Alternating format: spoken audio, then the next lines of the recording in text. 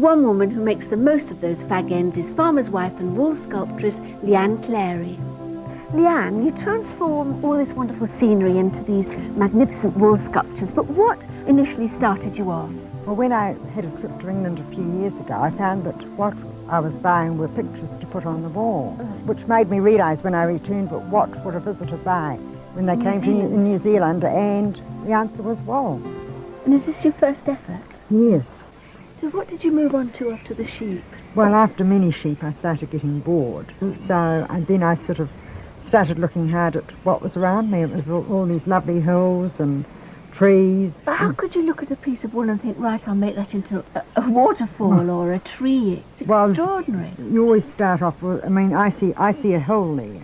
And if you put and edge it with a dark shade, it's very like painting in a way. It is. I see the wall as a paintbrush. So how do you prepare yourself? Well, I used to, have a pile of wool, and I'll have a tray, and I will pick up a piece of wool from the pile, and out of that little clump, I shall, pull it apart, and then I would roll it, and then sculpture it to the shape that I feel I want. I may have to come up.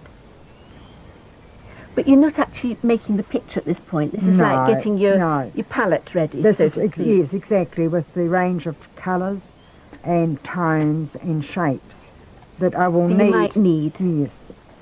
So you've got your palette ready and you're going to start the picture. How do you start? I start with a white background all over, and then I would start arranging some, what I call the tall trees, and some bush, and some highlights, and then I don't like it. Yes, well, if I don't like it, I definitely, and not happy with this piece of wall.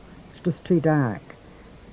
I feel it needs a more contrasted bit of bush. I'll put, perhaps I could try this and see if I like it.